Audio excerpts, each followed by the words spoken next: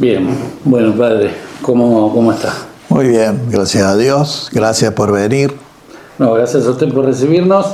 Para empezar la entrevista yo quería que usted me cuente su vida en forma sintética antes de llegar al obispado de Quilmes.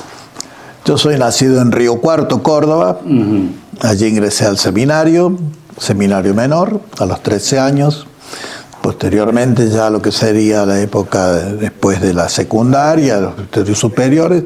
2 años viví en Córdoba, en la ciudad, seminario de Córdoba, y después 4 años haciendo la formación teológica acá en la Facultad de Teología en Devoto, viviendo con los seminaristas de la diócesis de San Nicolás en Flores. Ajá. Y ordenado sacerdote en 1978, el 7 de abril. Fui destinado a un pueblo con otro sacerdote, ahí 3 años, después fue párroco en otra localidad. No alcanzó los 2 años porque se había reabierto el seminario y fui a integrar el equipo de formadores del seminario, 10 años. En el 92 soy nombrado párroco de la Catedral de Río Cuarto y ahí estuve 13 años hasta que fui nombrado obispo. En ya noviembre del 2004 fui ordenado en febrero, 6 de febrero de 2005, como obispo de San Francisco en la provincia de Córdoba, una diócesis que tiene unos 350.000 habitantes. Ahí tuve 7 años hasta que el día 12 de octubre se anuncia mi nombramiento del 2011 como obispo de Quilmes, que asumí el 17 de diciembre de 2011. Bien. Y desde entonces estoy por acá. Bueno, después vamos a retomar la parte quilmeña de su vida. La primera pregunta que le quería hacer es, acabamos de conocer la encíclica, la primera encíclica del Papa León, donde, bueno, retoma un poco muy fuertemente la doctrina social de la Iglesia, ideas también de Francisco, y profundiza sobre el asunto de la inteligencia artificial y la posible deshumanización que trae aparejada. No sé si pudo leer la encíclica, sí. ¿Qué primeras opiniones tiene? El título de la encíclica es Humanidad Magnificat, ¿no es cierto? O Magnificat Humanitatis, que habla precisamente de la protección de la dignidad humana en tiempos de la inteligencia artificial. No es un documento sobre la inteligencia artificial, sino precisamente poniendo al centro el ser humano, precisamente porque es una encíclica que se encuadra dentro de lo que es la doctrina social de la Iglesia, ¿no? Y hecho precisamente por un papa que lleva el nombre de León, que hace referencia a León XIII, el anterior León, que fue famoso en la historia de la Iglesia precisamente por sacar aquel documento Rerum Novarum, 1891, con el que la Iglesia se hace presente, iluminando una situación histórica muy importante para la humanidad, como había sido toda la revolución industrial y sus consecuencias, ¿no? Entonces, poniendo al hombre como centro de todo cambio humano, ¿no es cierto?, y transformación. Bien, yendo de nuevo a lo local y a Quilmes, como charlábamos antes de la entrevista, la diócesis está en el medio del proceso del tercer sínodo de su historia. Sí. ¿Sí nos puede contar qué es un sínodo, qué valor tiene y cómo lo están viviendo, qué expectativas tiene usted sobre ese proceso? Bueno, como ha dicho el Papa Francisco, ¿no? La Iglesia del siglo XXI será sinodal o no será. O sea, la sinodalidad no es algo nuevo tampoco, ni del Papa Francisco, ni siquiera del Concilio Vaticano II, ¿no es cierto? 1965 estamos hablando, sino que está en el seno mismo de la Iglesia de Jesús en los primeros tiempos, los apóstoles. El primer sínodo se realiza alrededor del año 50 en Jerusalén, cuando se suscita una problemática y entonces deciden juntarse para tomar algunas decisiones. La palabra sínodo quiere decir caminar juntos, ¿cierto? Es algo que está muy, muy dentro de lo que es la revelación, ¿no es cierto?, del Antiguo Testamento, del Nuevo Testamento, donde el tema del camino, ¿no es cierto?, es paradigmático. sabemos que hay un gran libro del Pentateuco, ¿no? Se llama Éxodo, precisamente quiere decir eso, ¿no? El camino de salida, o sea, la gran liberación del pueblo de Israel de la esclavitud de Egipto hacia la tierra prometida. Y así el tema del camino llega a Jesucristo, que él mismo dice, yo soy el camino. Y los cristianos, en los primeros tiempos, en la Iglesia Apostólica, aparecen en los Hechos de los Apóstoles, se los nombra como los del camino. Así fue la primera denominación que tienen los cristianos, antes de llamarse cristianos, ¿no? ¿Y cómo viene el sínodo? Y bueno, el sínodo en realidad acá en la diócesis de Quilmes fue una visión, ¿es cierto?, también del padre obispo Jorge Novak, ¿es cierto?, que cuando los primeros tiempos, meses en que estaba, toda la gente preguntaba, y los sacerdotes también, qué iba a hacer con esto, qué iba a hacer con aquello, qué decisiones iba a tomar. Dicen, vamos a hacer un sínodo y ahí vamos a tratar las cosas. La gente, muchísimos no sabían de qué se trataba. Él sí, por supuesto, porque como doctor en historia de la Iglesia sabe bien lo que son las historias de los sínodos en la Iglesia. Entonces fue contando, ¿no es cierto?, qué iba a hacer, nombró a algunos para que colaboraran. Esa gente al principio era un poco medio reacia, ¿no es cierto?, cuando empezaron a enterarse de qué se trataba. Dicen, no, nosotros no, y dice, no sé, con ustedes o sin ustedes yo voy a hacer el sínodo, y se largó. Entonces, y realmente pudo hacer 2 sínodos él, ¿no es cierto?, y muere habiendo convocado al tercer sínodo, ¿no? Lo convocó a fines del 2000 y, bueno, él falleció en 2001. Entonces, este tercer sínodo, con el padre obispo Maxi lo convocamos, ¿no es cierto?, pero vino la pandemia, después vimos que habría que hacer como un camino, preparándonos, cuando el Papa Francisco convoca a un sínodo con la temática de la sinodalidad. Entonces dijimos, bueno, vamos a esperar primero qué es lo que se trata allí. Y bueno, precisamente tuvo distintas fases, ¿cierto?, a nivel latinoamericano, después a nivel nacional, después, o sea, tomando las cosas que se iban haciendo, como nosotros ya teníamos hecho bastante camino, hicimos nuestro aporte y, bueno, se hicieron las dos, ¿cierto?, las 2 sesiones grandes, que fue durante el 2024-2025, ¿es cierto? Felizmente el Papa lo tuvo, Francisco, firmó las conclusiones, no sacó ningún documento, como era la costumbre. El Papa después hacía un documento post-sinodal. Él no, dice, yo firmo lo que ustedes han decidido, lo firmo, y esto es y así fue. Y bueno, y nosotros nos vino muy bien, precisamente muchos de los temas que se venían tratando en nuestras asambleas decanales han sido tomados y son los que digamos constituyen el núcleo temático de todo el sínodo nuestro, que ya tuvo el sábado 30 de mayo, tuvo la primera sesión, ¿no?, con esos 5 temas que son, digamos, que ya están, ya hay algunas, digamos, hay algunos aportes hechos por los 300 sinodales que estuvieron reunidos aquí. Participa todo. Son todos representantes de todas las 80 parroquias, ¿no es cierto?, de los movimientos, instituciones de la Iglesia, algunos otros invitados. En total son representantes, ¿no es cierto?, porque es la estructura que tienen los sínodos, ¿no es cierto? Bien.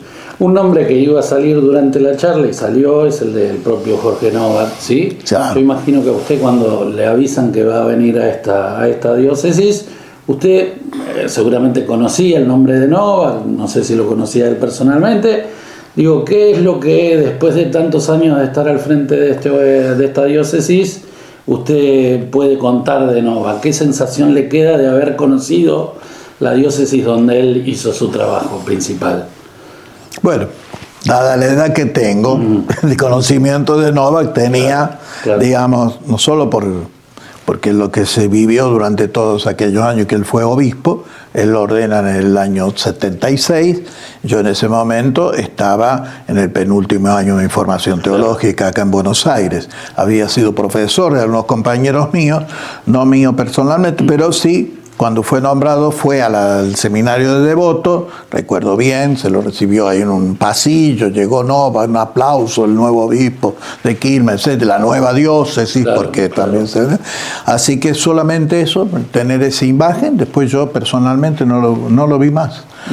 Es cierto, siempre o por televisión o cosas así, pero nunca tuve trato, o de lejos en alguna gran conservación, el Mariano, lo que sea. Y entonces ahí, digo, el conocimiento, lo que tengo yo más que todo es a través de todos ustedes, todos los quilmeños, ¿no es cierto? Los sacerdotes, los fieles, ¿no es cierto? Todos hablan. Ayer estuve en una fiesta patronal, me dice, a mí me confirmó Nova, que yo estuve con él, estuvo acá en esta capilla, y me mostraron fotos, en fin, y uno va conociéndolo a través, más que todo, por toda su obra, ¿no es cierto? Y por supuesto, de todo lo que escribió, que no me he llegado a leer todo lo que ha escrito Nova, porque no sé si habrá alguien que pueda leerlo todo. Algunos han leído mucho, ¿no es cierto? Pero no sé si todos lo han leído, ¿no es cierto? Tenemos nuestro archivo lleno de sus obras, ¿no es cierto? Porque todos deben saber que alguien me comentó, ¿no es cierto?, ha de ser el obispo argentino que más ha escrito. Ajá. Sí. Exactamente. ¿Y qué es lo que, además de contarle? A pesar de haber sido no tan 24 años de obispo, que son muchos años, evidentemente, pero digo, sí. ¿Y qué es lo que usted siente que él dejó en las comunidades de Quilmes, de Varela, de Berazategui? Si tiene que contarle a alguien algo que le haya llamado la atención. Bueno, y una frase muy sencillita que dice amigo de Dios y de los pobres, ya con eso se dice mucho, ¿no es cierto? Porque si hablamos de pobres, hablamos de la mayoría del pueblo. Y bueno, un hombre de Dios, porque su misión, ¿no? Si bien ha tenido aristas que rozan a lo social, ¿no es cierto?, a unas otras de intervenciones que él ha tenido como hombre catedrático, etcétera, pero fundamentalmente un hombre de Dios. Y yo creo que aún también se puede decir un profeta, porque es un hombre que se anticipó a muchas de las cosas que, por ejemplo, el Papa Francisco las proclamó acá en la diócesis, no eran novedad, porque él las ha dicho y son cosas muy parecidas, ¿no es cierto?, dichas con mucho tiempo antes, ¿verdad?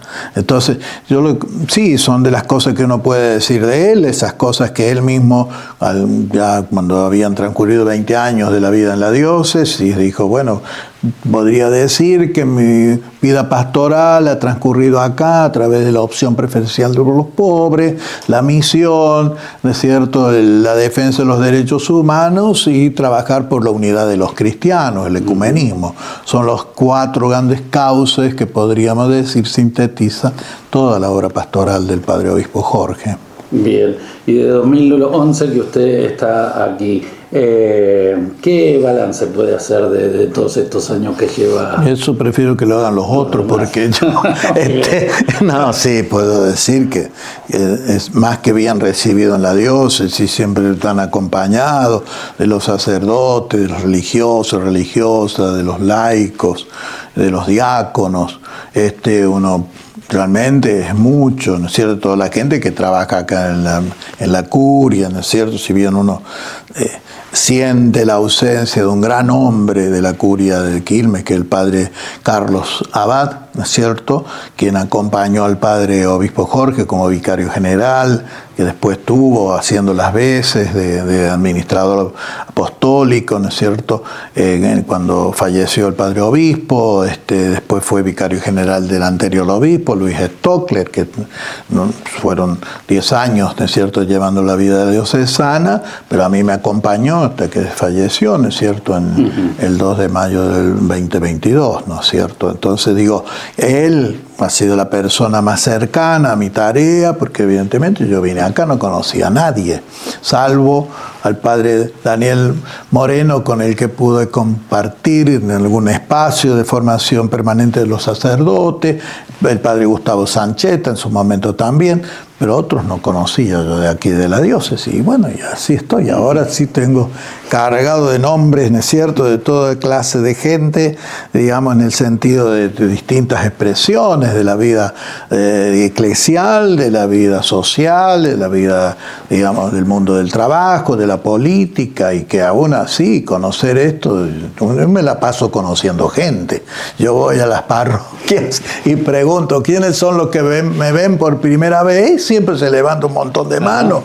Y sí, es así, porque son muchísimos. ¿Ya? Estamos en un espacio que hablamos de más de 1,5 millones de personas. Evidentemente no todos serán católicos, ni todos irán a la iglesia, pero cierto que sí, es cierto, siempre se congrega gente, ¿no? Y bueno, de algún modo los obispos es un bicho raro, ¿no es cierto? Entonces dicen, hay un obispo, entonces van a veces para saludar y qué sé yo.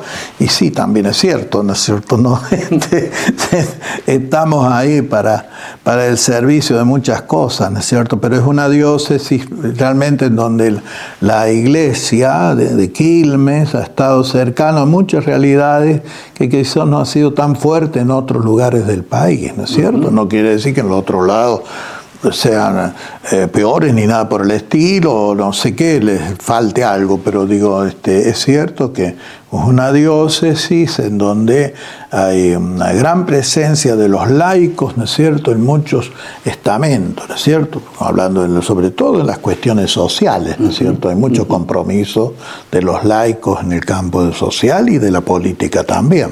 Después lo voy a meter un poquito en lo social, pero antes quería que me hable de Francisco un poquito. Francisco de alguna manera lo usó a usted para mandar mensajes a esta diócesis. Usted lo conoció, fue un hombre muy cercano a él. Sí. Yo escucho una frase que dice que hay cosas que están pasando en el mundo y en el país que con Francisco vivo quizás sería más difícil que pase. ¿Qué opina usted de esa frase? Y no sé, uno puede... Seguramente algunas cosas tendrían otro color, pero digo, nadie puede ya decir sobre... Yo creo que esas son más deseos que otra cosa, ¿no es cierto? ¿No? Y viene de quien venga. Sabemos que tenía sus detractores también, ¿no es cierto? ¿No? Entonces, pero de todos modos es cierto que, digamos, que era un líder mundial, no cabe ninguna duda, ¿cierto?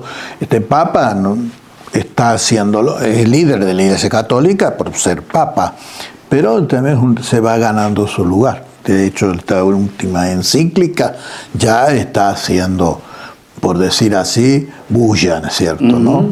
También está haciendo lío. Como decía Francisco, con su estilo, con su forma, es otra forma de ser, pero es un hombre, digamos, realmente muy eclesial y muy consustanciado con el espíritu sinodal de la Iglesia. Él enseguida, ¿no es cierto?, ahora está convocando a los cardenales, en enero, ahora de nuevo en junio, porque es un hombre abierto, ¿no es cierto?, y que quiere escuchar de que lo está pasando en todo el mundo. Los cardenales, desde, digamos, sí, después del concilio, poco a poco, y más últimamente, ha ido nombrando, los papas han ido nombrando cardenales que vienen de periferias también. Antes eran de multitud de italianos, claro, o sea, europeos sobre todo, pero desde Francisco el eje de la vida de la Iglesia dejó de pasar por Europa y ahora pasa por el sur. Sí, hay otras voces. Evidentemente, la voz del sur, llamemos todo lo que es Latinoamérica, llamemos lo que es el África, lo que es el Asia, ahora es muy fuerte en la vida de la Iglesia. Bien, para meternos en la situación social, ¿qué le preocupa de lo que usted está percibiendo, de lo que le cuentan, de lo que ve que está pasando en las comunidades? ¿Qué es lo que más le está preocupando, padre? Y bueno, preocupa sí el hecho del empobrecimiento, ¿no es cierto?, de la gente, ¿no es cierto?, esta gran brecha que se va haciendo cada vez más grande, el poder concentrado económico está reducido cada vez a menos gente, ¿no es cierto?, pero a nivel mundial, ¿no es cierto?, porque estamos hablando que 40 personas son las que tienen el capital de la mitad de todo lo que produce la humanidad. Está en manos de 40 personas. Es demasiado. Es una cosa impresionante. Pero bueno, es un poco lo que ha ido llevando las últimas políticas, ¿no es cierto?, en donde vemos cómo ya el poder de la ONU, por ejemplo, está más allá de los que la denigran o lo que fuera, pero digamos, es menos. Vemos el hecho de las guerras, como decía el Papa Francisco, que es una tercera guerra mundial de a pedazos, ¿no es cierto?, es una realidad. Entonces, digamos, preocupa el nivel de violencia que hay en el mundo, ¿no es cierto? preocupa lo que es también la polarización, ¿cierto? ¿No? Que evidentemente eso hace que también se produzca mucha violencia, la manipulación y bueno, por supuesto los intereses que se imponen por la fuerza de distintas maneras, ¿no es cierto? ¿No? Entonces es una situación difícil que estamos viviendo, nueva, y bueno, evidentemente con grandes progresos, porque evidentemente la humanidad crece, ¿sí? Grandes progresos que los hay. El tema es que no hay, digamos, una equitativa distribución de las posibilidades y de los bienes, ¿cierto? ¿No? De ambas cosas. Exactamente, y esta última encíclica del Papa recalca muy bien los principios de la doctrina social de la Iglesia, pone por encima de todo el bien común. Y después la destinación universal de los bienes. Sí, de nada sirve si son cosas muy evidentemente, pero ya está hablando de lo que es poner algo que no es nuevo, que ya está, la doctrina de la Iglesia es así, pero que hace falta decirla como la dice él. Y después de esos dos principios viene el principio de subsidiariedad, el principio de solidaridad y posteriormente lo que es los derechos humanos, ¿cierto? Y la justicia social. Entonces, digo, esto es lo que, como digamos, lo que tiene que decir la Iglesia hoy para enfrentar los problemas que estamos viviendo, ¿no? Después cada uno tenemos que ir bajándolo a nuestras realidades, ¿no es cierto?, sociales y políticas. Le toca hablar con los jóvenes de la diócesis, ¿cómo los ve a los jóvenes en particular? ¿Tienen o no oportunidades? ¿Qué sensación le deja la charla con ellos?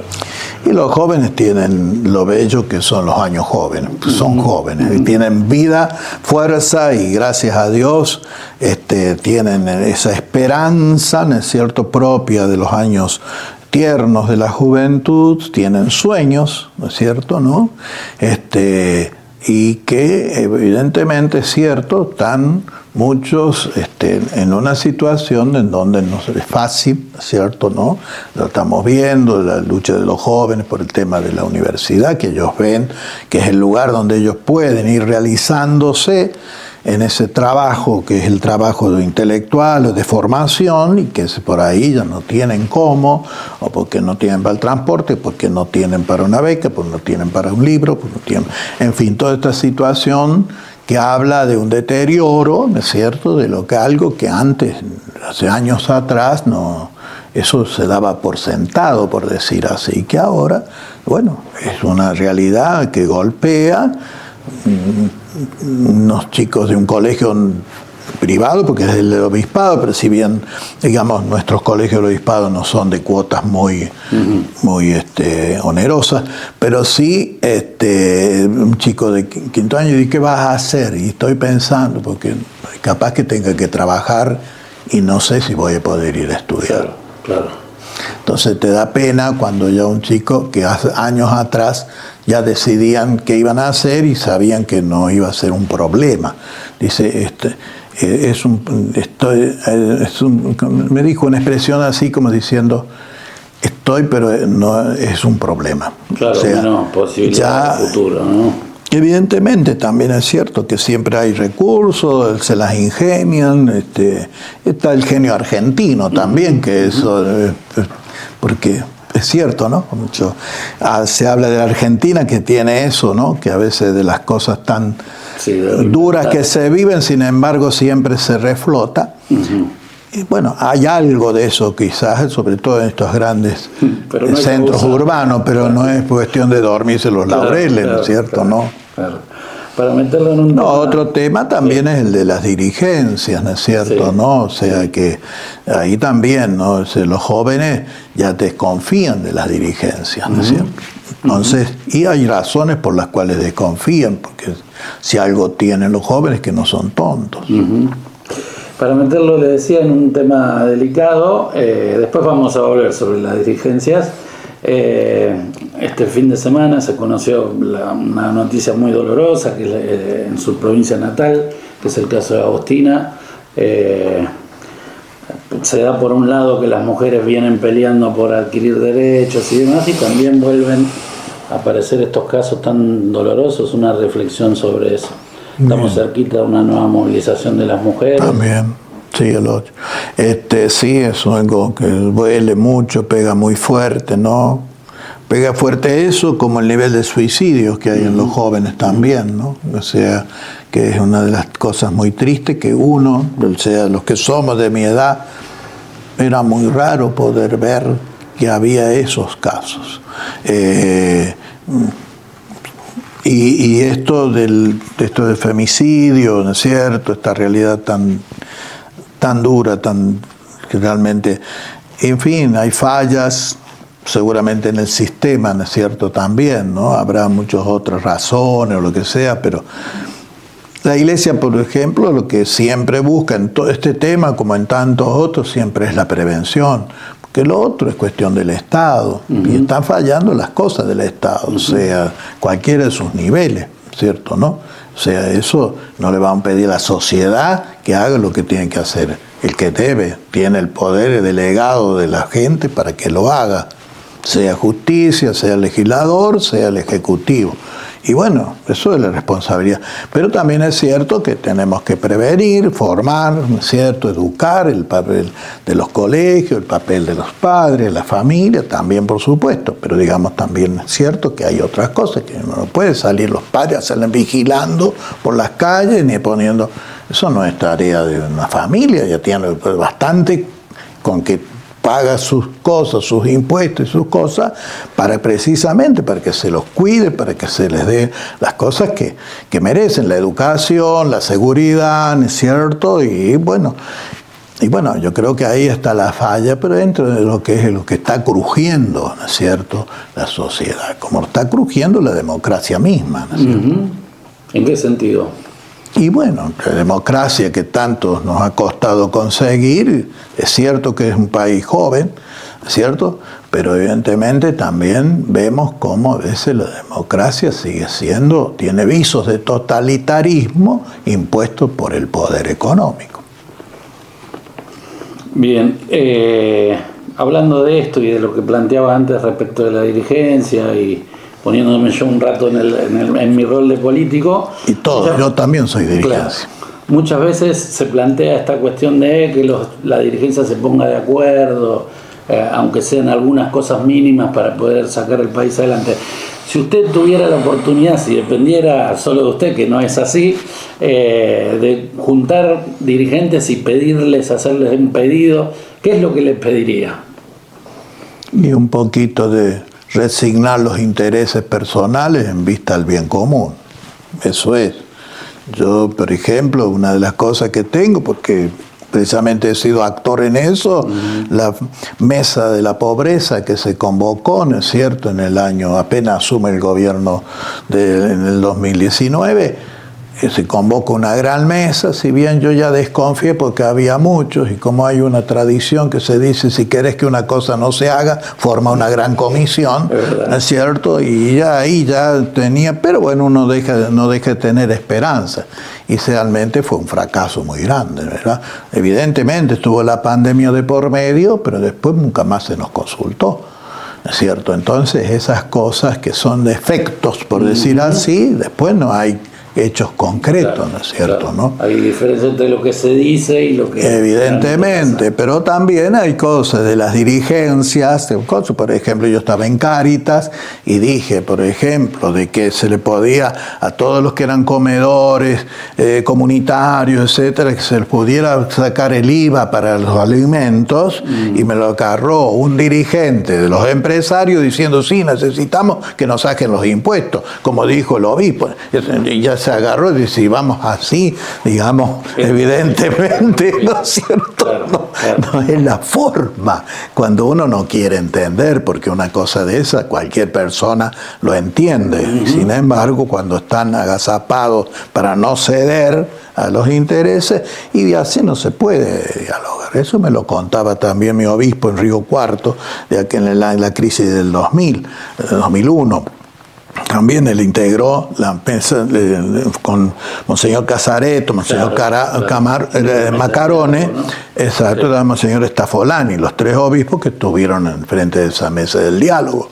Todo muy bien mientras era dialogar, y estaba el de la ONU, estaba muy lindo con ese dialogar. Ahora cuando te hicieron poner quién aflojaba en esto, se desaparecieron todos, ¿no es cierto? Empezando por los más poderosos. Entonces, claro, me acuerdo, estaba indignado este obispo, dice, no puede ser de esto así, ¿no es cierto? Como ya habían arreglado, parece, cómo iba a ser después la salida. Ya no les interesaba tanto. Es muy feo eso, es muy feo, porque también eso de que uno llegue a Dios. Sin embargo, uno no deja de tener esperanza, de apostar por el diálogo, porque, digamos, creo que es el camino, ¿no es cierto?, ¿no? Y lo que es esto, la solidaridad, evidentemente, pero no solamente pidamos solidaridad a la gente, por decir así, sencilla, humilde, o de las medianas empresas, lo que fuera, sino solidaridad sobre todo en los grandes, digamos, centros de poder, en donde, bueno, tienen que velar por el bien del pueblo argentino, ¿no es cierto?, ¿no? Como lo veíamos celebrando el 25 de mayo, ¿no es cierto?, como hicieron los grandes patriotas. Evidentemente, todos vieron la oportunidad de independizarse del poder español, pero después, cuando se sintió el poder, ya está cada uno luchando por su partecita, ¿no es cierto?, que la tuvieron que sufrir, ¿no es cierto?, sobre todo Belgrano, ¿no es cierto?, San Martín, toda esa gente que tenía nobles deseos del bien de la patria naciente, ¿no es cierto?, y tuvieron que luchar con las corporaciones del momento, ¿no es cierto?, se desligaban de una mafia del poder español, pero entró la mafia local. Así es. Es un año muy especial, y para ir cerrando, se cumplen años de la creación de la diócesis. Quería que le deje 50 años. 50. Que le deje por último un mensaje, bueno, a los vecinos y vecinas de Quilmes. Y sí, 50 años de predicación del Evangelio, digamos. La Iglesia está para anunciar el Evangelio, anunciar a Jesucristo, ¿no es cierto?, llevar la palabra de Dios, presentarlo a Él, porque el único Salvador es Dios, el único Salvador es Jesús. El que da sentido a nuestra vida es el que nos da la fuerza también para vivir el amor verdadero, que a veces es cierto, de algún modo perder. Pero sé que gano, pero eso me lo da también la fe, eso me lo da también saber de que hay alguien, ¿no es cierto?, que te está dando la fuerza para confiar y para poder, digamos, estar más libres interiormente, para construir. Nosotros creemos en el poder del Evangelio. La Iglesia lo viene haciendo 20 siglos, lo seguirá haciendo, ¿no es cierto? Ha habido mártires en esto, como lo cita también hoy ahora el Papa León, a través de los mártires de aquí, que han luchado por el bien común, ¿no es cierto? Que él tuvo la deferencia de nombrar uno de nuestros mártires, de Angelelli, como también Romero, o también nombrar a otros grandes líderes de su momento, Mandela, etcétera. O sea, gente que se ha jugado, ¿no es cierto?, por los demás, ¿no es cierto? Y bueno, el primero para nosotros es Jesucristo. Y entonces es eso, seguir anunciando a Jesucristo, que es el que planifica, el que da vida y que nos ayuda a formar comunidades. Como lo ha dicho bien el Papa León, es cierto, a presentar esta encíclica, los dos grandes modelos que están en la Biblia, el de la Torre de Babel y de la reconstrucción de Jerusalén. El de la Torre de Babel, en donde todo es, ¿no es cierto?, monolítico, en donde se impone un poder y que hacen más que de confundir, ¿no es cierto?, para reinar. En cambio, la reconstrucción de Jerusalén es cada uno con lo suyo va aportando al bien común. Y bueno, ese es el que queremos elegir. Muchas gracias, Padre, por este tiempo. Y por nada. A ustedes por estar acá, y a los que te acompañan acá también. Gracias. En esto. Y Dios te bendiga, y gracias por poder llevar esto, y felicidad a todos los que celebramos estos 50 años de la diócesis, que va a ser así, digamos, con toda solemnidad, el 19 de septiembre del 2026. Bueno, ahí nos veremos también. Gracias, Padre. Muchas gracias.